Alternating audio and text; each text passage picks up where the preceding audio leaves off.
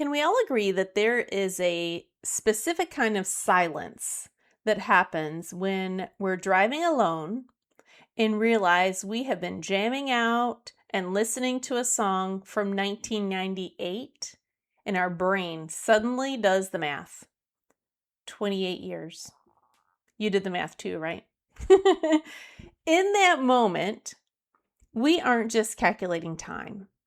We're feeling the weight of it. And it's that split second where the someday you've been waiting for suddenly feels like it's behind you. I call this the moment you feel like you're running out of time. Usually time is just the background noise in our busy lives. We're checking boxes, we're raising kids, we're building a career, but then you catch your reflection maybe in a store window, or you look at your children who are now living lives that don't revolve around you. And that hits like a physical blow. How did I get here so fast? How much of me is left in this story? How much time do I still have? And it's fleeting. If you've been feeling this lately, this mix of gratitude for the life you've built, but a sharp, cold panic about the years that you have left, I want you to know that you're not overreacting. You're waking up. The world will tell you to suck it up or just be grateful, which is definitely something we should be feeling. But here, we don't just brush off the signal. We listen to it. Because that feeling in your chest, it isn't fear. It's information. That's what our feelings give us. It's a signal for information. It's your soul telling you that your life is too valuable to spend it on autopilot for one more day.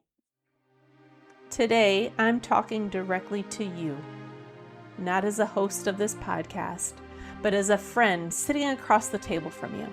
And we're going to stop the spiral. We're going to take that loud noise of time and turn it into a compass. And that's okay. Welcome to And That's Okay, the podcast that empowers you to master your emotional world. I'm Rena Scott, your host and a passionate believer that every feeling is a signal and every signal holds power.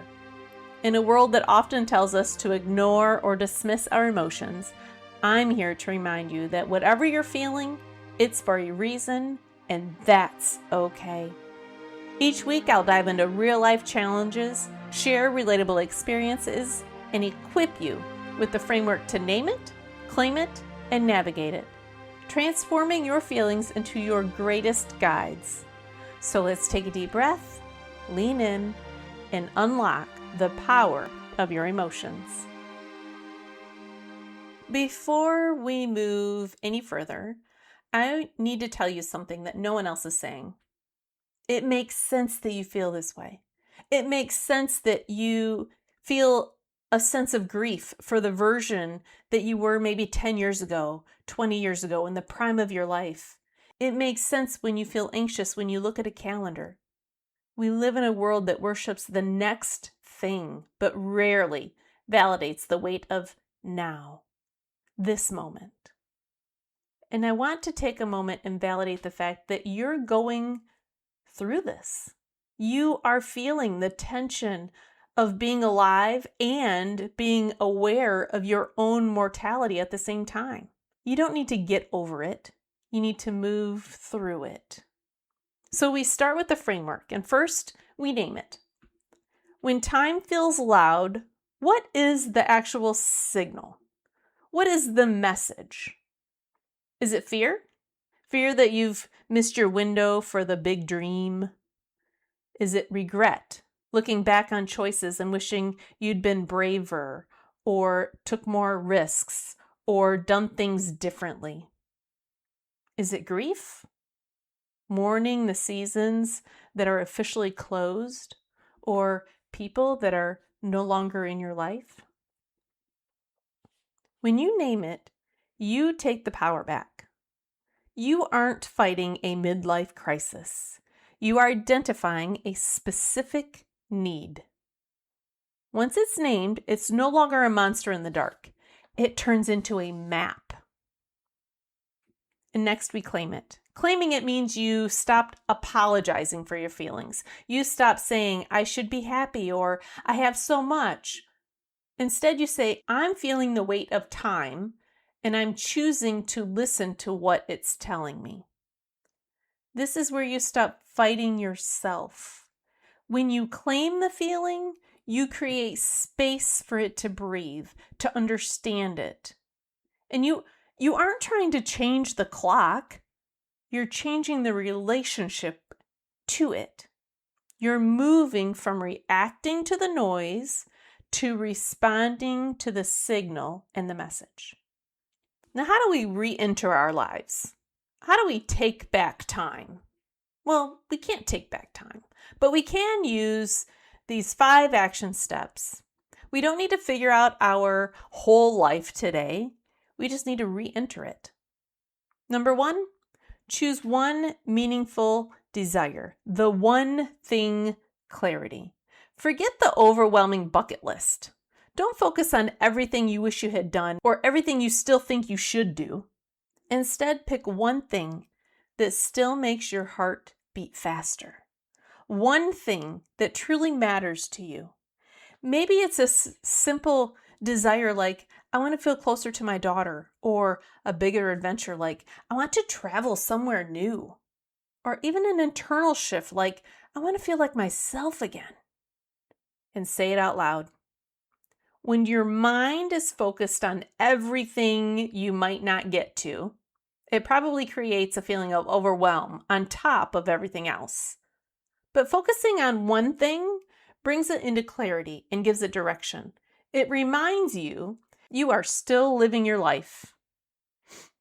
Number 2, do a 10-minute proof step, an immediate action, if you will. I didn't really know what to call this, so I'm calling it a proof step, PROOF, meaning you have to prove something to yourself, right? So within the next 24 hours, I want you to give yourself exactly 10 minutes. Set a timer if you need to, and do something that proves that you are not stuck. Text that person you've been meaning to connect with. Look up the destination you just named that you want to go visit. Write a few sentences of that idea that you've been swirling around in your head. The goal isn't to finish it, it's just to start. Your mind is telling you that it's too late. This 10-minute action is a gentle proof that it's not. Even 10 minutes can shift you from feeling stuck to actually moving. Action breaks the cycle of I should have, that constant pull to the past, and replaces it with I still can. A powerful statement for the present, which is truly all we have. All we have is the present. All we have is today. Tomorrow is not promised. And that shift rebuilds confidence and momentum. So number 3 is to create a this still counts moment where you anchor yourself in the present. At some point today, I want you to pause and choose a moment on purpose to notice something real and simple, something maybe mundane that you might not normally think about.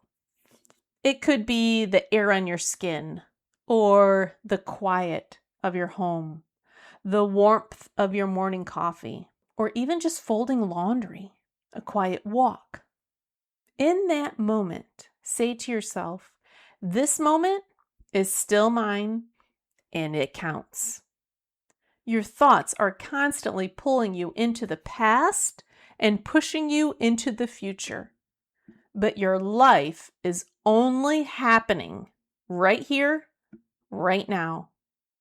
When time feels like it's running out, we start dismissing all of the small stuff, all the everyday moments, and we think of them as insignificant. This step brings value back into the life that you are living right now, reminding you that your life is made up of all these wonderful small moments, not just the big milestones. Number 4, ask a better question and flip the script. Instead of letting your mind sit in the fear-inducing question of how much time do I have left, which only creates anxiety and a sense of loss, ask yourself, what would feel meaningful today? Or how do I want to use today? Then answer it. And do one small part of that answer before the day ends. The first question, how much time do I have left, creates fear. The second, the shift, the better question is, what would be meaningful today? That one creates direction. It moves you from fear to intention, from something you can't control, the passage of time, to something you absolutely can, how you choose to engage with the present moment. And it gives your day purpose, even if the purpose is simple. Number 5, do one thing that brings your energy back. This is the physical reclaim. If you're like most of us, you're probably drained midday, or at least by the time you go to bed. When your body feels low on energy, everything feels heavier, including your thoughts about time. So learn how to take care of your body in simple ways.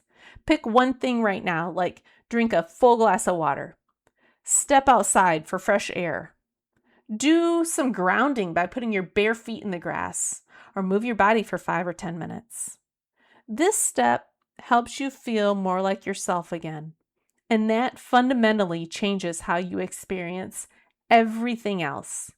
When your energy improves, your perspective shifts, and suddenly those overwhelming thoughts about time can feel less crushing and more manageable. As we close out today, I want you to hear me clearly. Time is not your enemy. It is your invitation. If time feels loud right now, it's because you're finally listening. It's because you realize that your life is a gift and it's meant to be used, not managed. You don't have to spiral into the what ifs. You don't have to let the noise of the clock drown out the song of your life. You have the framework. Name the signal, claim the space to feel it, and navigate the next 10 minutes, the rest of the day. It's yours. You aren't running out of time. You are finally stepping into it. You are becoming the person who doesn't just watch the years go by, but the person who makes the years and the days count. I want you to save this episode. I want you to share it with a friend who you know is feeling the same weight. Because we aren't meant to carry this alone. We are meant to empower each other to show up right now in the lives we actually have. Your life is waiting for you, and that's okay. Thanks for tuning into this episode of And That's Okay. I hope our conversation left you feeling validated, empowered, and equipped with practical steps to name it, claim it, and navigate it in your own life. If you found value in today's message, please subscribe, leave a review, and share this episode with someone who needs to hear that their feelings are valid too. And if you're ready to dive deeper into transforming your emotional landscape, you'll definitely want to grab a copy of my book, And That's Okay. It's available on Amazon or through my website. Just check the link in my bio or the captions of this episode. For daily inspiration, reflections, and more tools to support your growth, come connect with me on social media. I'd love to hear how you're applying the Name It, Claim It, Navigate It framework in your own life. Before we wrap up, a quick reminder. I'm not a licensed doctor or therapist. I'm simply sharing experiences and insights that have helped me and countless others along the way. My mission is to empower you with the tools, not replace professional medical advice. Remember, whatever you're feeling or going through, you have feelings, and that's okay.